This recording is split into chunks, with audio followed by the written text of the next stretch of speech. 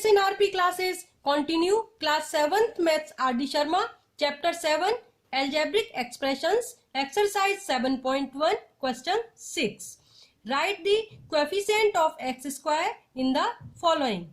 First part, minus 3x square. Students, x square का coefficient बताना है. x स्क्वायर के साथ इसमें क्या मल्टीप्लाई हो रहा है? -3. तो x स्क्वायर का कोफिशिएंट हो जाएगा स्टूडेंट्स -3. सेकेंड पार्ट देखिए, 5x square YZ. x square का कोफिशिएंट फाइंड करना है. x स्क्वायर के साथ में ये 5YZ मल्टीप्लाई है, तो इसका कोफिशिएंट हो जाएगा x स्क्वायर का 5YZ.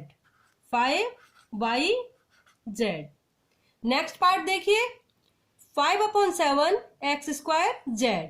इसमें x स्क्वायर के साथ में मल्टीप्लाई है 5/7Z, तो ये 5/7Z इसका कोफिशिएंट हो जाएगा 5/7Z. स्टूडेंट्स, आप x स्क्वायर को हाइड कर लो, फिर जो बचेगा 5/7Z वो इसका कोफिशिएंट होगा. जिसका भी कोफिशिएंट पूछा है उसको हाइड करके बाकी जो उसके साथ मल्टीप्लाई हो रहा है वो आप कोफिशिएंट में लिख दिया करो.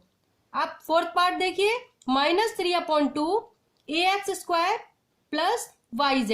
स्टूडेंट्स, ये बाइनोमियल है. यहां पर देखिए सेकेंड टर्म YZ में तो x स्क्वायर आया नहीं है, तो हम इसको कंसीडर नहीं करेंगे. फर्स्ट टर्म देखेंगे, -3/2 ax स्क्वायर. यहाँ पर x स्क्वायर के साथ में -3/2a मल्टीप्लाई है, तो -3/2a x स्क्वायर का कोफिशिएंट हो जाएगा -3/2a. तो देखिए x स्क्वायर का कोफिशिएंट फर्स्ट टर्म में हो गया -3, सेकेंड टर्म में x स्क्वायर का कोफिशिएंट 5YZ, थर्ड टर्म में x स्क्वायर, थर्ड पार्ट में x स्क्वायर का coefficient 5/7Z, and fourth part में x स्क्वायर का कोफिशिएंट हो गया स्टूडेंट्स, x स्क्वायर को हाइड किया -3/2a. नेक्स्ट क्वेश्चन देखिए. नेक्स्ट क्वेश्चन है, right the coefficient of. Students, each part में हमें अलग अलग कोएफिशिएंट बताना है. तो देखिए फर्स्ट पार्ट है इसका y in -3y. -3y में हमें y का कोएफिशिएंट बताना है, तो y के साथ में -3 मल्टीप्लाई है, तो इसका आंसर हो गया -3. y का कोएफिशिएंट हो गया स्टूडेंट -3. सेकेंड पार्ट देखिए, a in 2ab. 2ab में हमें a का कोएफिशिएंट बताना है, तो a के साथ क्या मल्टीप्लाई है? 2b, तो इसका कोएफिशिएंट हो गया 2b. थर्ड पार्ट देखिए, z in -7xyz. इसमें देखिए z के साथ क्या मल्टीप्लाई है? -7xy, तो z का कोएफिशिएंट हो गया -7xy. फिर से देखिए y in -3y, तो -3 हो गया. a in 2ab, a को हाइड कर लो, 2b हो गया इसका कोफिशिएंट, और z in -7xyz में z को हाइड किया, -7xy इसका कोफिशिएंट हो गया. अब नेक्स्ट पार्ट देखिए, fourth part, p in -3pqr. p का कोफिशिएंट बताना है, p को हाइड किया, -3qr. -3qr मल्टीप्लाई है p के साथ, तो इसका आंसर हो गया -3qr. नेक्स्ट पार्ट देखिए, y स्क्वायर इन 9x y स्क्वायर z. अब इसमें y स्क्वायर का कोफिशिएंट बताना है, तो y स्क्वायर के साथ क्या मल्टीप्लाई है? 9xz, तो इसका कोफिशिएंट हो जाएगा 9xz. आंसर हो गया स्टूडेंट 9xz. नेक्स्ट पार्ट देखिए, x³ इन x³ + 1. अब स्टूडेंट ये भी बाइनोमियल है, इसमें 1 वाले सेकेंड टर्म में तो x³ आया नहीं है, इसको कंसीडर नहीं करेंगे. फर्स्ट टर्म देखिए x³ है, x³ के साथ यहाँ पर क्या मल्टीप्लाई है? कुछ भी मल्टीप्लाई नहीं है, इट मीन्स 1 मल्टीप्लाई है, तो इसका आंसर हो जाएगा 1. x³ का कोफिशिएंट हो गया इसमें 1. तो इसमें देखिए -3pqr था, p को हाइड किया, -3qr आ गया. y स्क्वायर इन 9xy² में y स्क्वायर को हाइड किया, 9xz आ गया. x³ इन x³ + 1, तो सेकेंड टर्म में x³ नहीं आया है, इसको कंसीडर नहीं करेंगे. x³ को देखना है, x³ के साथ 1 मल्टीप्लाई है, कुछ मल्टीप्लाई नहीं होता है तो 1 हो गया, तो इसका कोएफिशिएंट 1 हो गया। और एक चीज आप देख रहे हैं स्टूडेंट, सारे क्वेश्चंस में विद साइन लिख रहे हैं, जो भी उसके साथ मल्टीप्लाई है विद साइन हमें लिखना है, साइन नहीं लगाओगे तो रॉन्ग हो जाएगा। अभी एक पार्ट और बचा है इस क्वेश्चन में, एक्स स्क्वायर इन माइनस एक्स स्क्वायर। तो यहां देखिए एक्स स्क्वायर के साथ क्या मल्टीप्लाई है, -1, कोएफिशिएंट हो गया एक्स स्क्वायर का -1। अब हम नेक्स्ट क्वेश्चन करते हैं। नेक्स्ट क्वेश्चन है स्टूडेंट,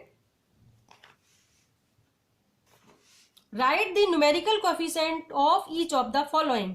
हमें इसमें न्यूमेरिकल कोएफिशिएंट बताना है। फर्स्ट पार्ट है एक्स वाई। न्यूमेरिकल कोएफिशिएंट होता है कोई जो नंबर जो मल्टीप्लाई होता है वेरिएबल्स के साथ में। यहां पर एक्स वाई के साथ में कुछ भी नहीं दिख रहा है हमें, इट मीन्स 1 मल्टीप्लाई है, तो इसका न्यूमेरिकल कोएफिशिएंट हो गया स्टूडेंट 1। सेकंड पार्ट देखिए -6yz, तो yz के साथ में क्या मल्टीप्लाई है नंबर, -6, तो -6 इसका न्यूमेरिकल कोएफिशिएंट हो गया। थर्ड पार्ट देखिए 7abc, abc के साथ कौन सा नंबर मल्टीप्लाई है, 7, तो 7 इसका न्यूमेरिकल कोएफिशिएंट हो गया। ऐसे ही -2x3y2z, इसमें x3y2z वेरिएबल है, इसके साथ में कौन सा नंबर मल्टीप्लाई है, -2, तो इसका न्यूमेरिकल कोएफिशिएंट हो गया स्टूडेंट -2। तो फर्स्ट पार्ट में एक्स वाई है, 1 हो गया न्यूमेरिकल कोएफिशिएंट। सेकंड पार्ट में -6xyz -6 हो जाएगा, और थर्ड पार्ट में 7abc है, तो नंबर 7 है ना, तो 7 मल्टीप्लाई है, 7 हो गया इसका न्यूमेरिकल कोएफिशिएंट। लास्ट पार्ट में -2 मल्टीप्लाई है, तो -2 इसका न्यूमेरिकल कोएफिशिएंट हो गया। अब नेक्स्ट क्वेश्चन देखिए, इसमें हमें बताना है right the numerical coefficient of each term in the following algebraic expressions. Student इसमें हमें ईच पार्ट का ईच टर्म के लिए बताना है न्यूमेरिकल कोएफिशिएंट। तो आइए देखिए, फर्स्ट पार्ट है 4x² -3/2xy + 5/2xy²। Each term का बताएंगे। फर्स्ट टर्म है 4x²y, तो x² के साथ 4 मल्टीप्लाई है, तो 4 हो गया इसका numerical coefficient. Second term -3/2 multiply है xy के साथ में, तो ये -3/2 इसका न्यूमेरिकल कोएफिशिएंट हो गया। अब थर्ड पार्ट देखिए, थर्ड टर्म में 5/2 मल्टीप्लाई है xy² के साथ में, तो इसका न्यूमेरिकल कोएफिशिएंट हो जाएगा 5/2। फर्स्ट टर्म में 4 मल्टीप्लाई था, तो न्यूमेरिकल कोएफिशिएंट 4 हो गया। सेकंड टर्म में -3/2 मल्टीप्लाई है xy के साथ में, तो -3/2 हो गया। थर्ड टर्म में 5/2 मल्टीप्लाई है xy² के साथ में, तो 5/2 इसका न्यूमेरिकल कोएफिशिएंट हो गया। अब ऐसे ही सेकंड पार्ट सॉल्व करेंगे। सेकंड पार्ट है -5/3x² + 7/4xyz + 3। अब देखिए फर्स्ट टर्म में x² के साथ में -5/3 मल्टीप्लाई है, तो ये -5/3 इसका न्यूमेरिकल कोएफिशिएंट हो गया। ऐसे ही सेकंड टर्म में देखिए 7/4xyz है, 7/4 मल्टीप्लाई है xyz के साथ, तो इसका न्यूमेरिकल कोएफिशिएंट हो जाएगा 7/4। थर्ड टर्म देखिए, ये कांस्टेंट टर्म है, इसमें कोई भी वेरिएबल नहीं है, 3, तो ये 3 ही न्यूमेरिकल कोएफिशिएंट हो जाएगा। अब आगे देखिए नेक्स्ट क्वेश्चन है student, right the constant term of each of the following algebraic expression. Student इसमें हमें कांस्टेंट टर्म होता है बताना है। कांस्टेंट टर्म होता है term having no literal factor is called constant term, यानी जिसमें कोई भी लिटरल फैक्टर नहीं होता है, यानी वेरिएबल नहीं होता है। तो फर्स्ट पार्ट देखिए x² -xy² + 7xy -3, तो इसमें ऐसा कौन सा टर्म है जिसमें कोई भी वेरिएबल नहीं है, ये लास्ट टर्म है, इसके साथ कोई भी वेरिएबल नहीं है, तो ये इसका कांस्टेंट टर्म हो गया। -3 is the constant term of this expression.